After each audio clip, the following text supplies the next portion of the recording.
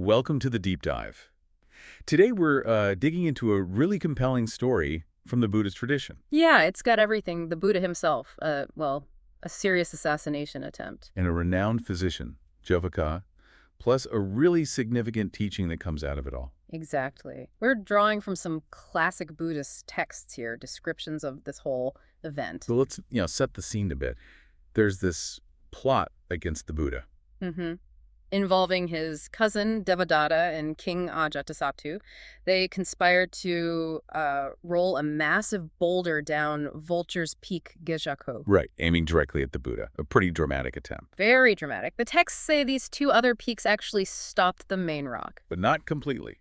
A splinter, a piece of rock, still hit the Buddha's foot. Caused bleeding, significant pain, apparently. He had to be taken somewhere called Matakuchi initially because of the injury. But despite the pain, he then expresses this wish to go to the Jīvaka monastery. Which is where Jīvaka comes in. He was a highly skilled physician, and he ends up treating the Buddha's injury there. Okay, so our mission for this deep dive is really to follow this thread. The attack, Jīvaka's treatment, the Buddha's response to pain. And especially this teaching, this verse that arises from the whole situation. We want to understand its meaning, particularly this idea of inner peace, even when there's physical pain. Let's start with that attack. Devadatta's role, rolling this huge stone. It really shows the level of animosity, doesn't it? Oh, absolutely. This wasn't a small thing. It was a clear attempt to kill. The scale of it is quite stark. And that image of the rock being deflected, almost like nature intervening. It's powerful imagery. But still, that fragment gets through, it hits his foot, causes this injury. The texts are quite clear about the bleeding and the pain. They don't gloss over it. And yet the Buddha's focus, even in pain, is on getting to Jīvaka. What do you make of that? Well, it speaks volumes about his composure, his mental fortitude, perhaps knowing that's where he needed to be, where help was available. And of course, the monks, the bhikkhus, went with him. So they arrive at the Jīvaka, and Jiva hears what happened. Right. And he goes straight to the Buddha. He's known for his medical expertise, remember? Yes. The text mentions him applying a potent medicine and bandaging the wound. So proper medical care from a top professional. Definitely. And Jīvaka then says, look, I need to go see another patient in the city, but I'll be back. And he gives this instruction. Yeah. Leave the bandage on until I return. Exactly. Which shows his, careful approach. He's managing the treatment precisely. But then things get complicated. Jīvaka gets held up in the city. Yeah, he's delayed.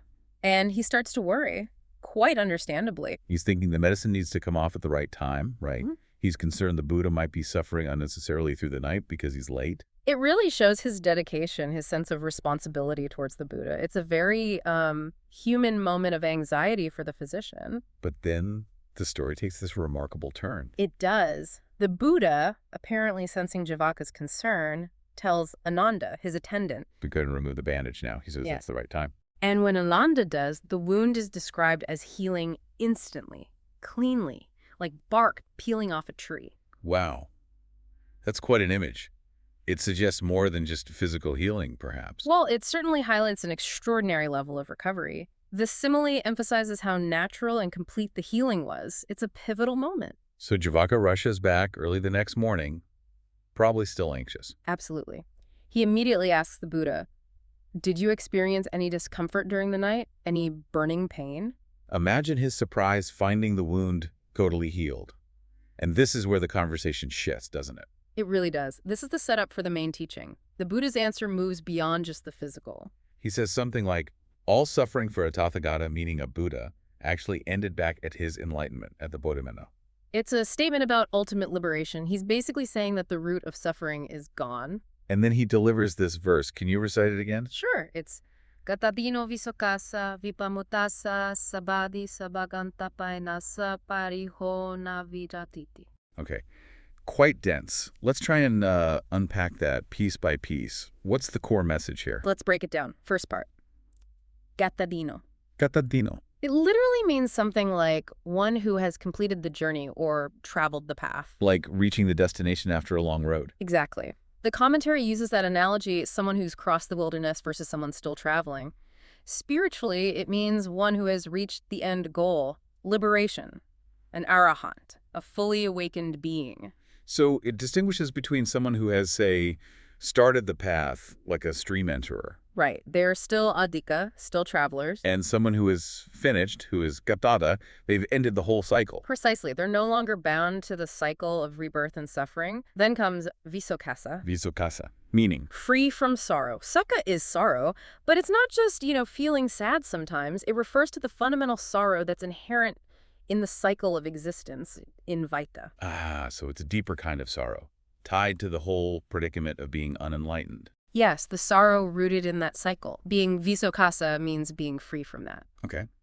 Next, Vipamutasa sabadi. vipamutasa sabadi. This means completely liberated in all aspects. Sabadi is in always or everywhere. Liberated from what, specifically? The texts mention liberation from the khandhas, the aggregates. Form, feeling, perception, mental formations, consciousness, all the components of our conditioned experience. So it's freedom from being bound or defined by these changing aspects of ourselves. A total release. A total release, yes. Then sabaganthapahimsa. Sabaganthapayana sounds like abandoning bonds. You got it. Gantha means bonds or ties. These are specific mental fetters like greed, ill will, clinging, rigid views that tie us to suffering. This person has abandoned all of them. All the things that keep us stuck. Okay, and the final part. Pariyehomevijatiti. Pariyonavijatite. For such a one, there is no burning anguish. Pariho is this word for burning, feverishness, or anguish. Now wait, Jīvaka asked about physical burning, didn't he? Physical discomfort from the wound. He did. That was the context, the kaiko pariyaho, the physical burning or pain. But the Buddha's answer seems broader. Exactly. This is where his skill as a teacher, the king of Dharma, comes in. He acknowledges the physical aspect. Yes, an arahant might still feel heat or cold physical sensations. What? But he pivots the teaching to the ultimate truth. Paramathina, he emphasizes the absence of mental burning, chatasiko pediho. For one who is gatadino, visokasa, fully liberated, that deep, consuming mental anguish just isn't there anymore. It doesn't exist, navijati. So even though he felt the physical pain from the splinter, his inner state was free from that deeper mental suffering, that anguish connected to the cycle of existence. That's the core of the teaching here. The physical sensation is one thing, but the mental reaction, the deep-seated anguish associated with suffering, has been completely extinguished at the root. Wow, that's quite a profound shift in perspective, delivered right after this injury. It is. And the texts say that hearing this teaching had a powerful effect. Many people listening attained stages of enlightenment, starting with stream entry. So wrapping this up, this whole incident, it's not just a story about, the Buddha getting hurt and miraculously healed. Not at all. It shows the real challenges he faced, even physical danger. But more importantly, it showcases his incredible wisdom and compassion. Using his own physical vulnerability as a direct teaching moment. Exactly. Connecting that immediate experience of pain to the ultimate goal of liberation from all mental suffering. That's the real aha moment, I think. And for you listening, it really makes you consider, doesn't it? How can we relate to our own difficulties, our own pains, maybe physical or mental? How can we cultivate some measure of that inner freedom, that release from the mental anguish, even when the external situation is challenging? This story offers a powerful perspective on that. It certainly does.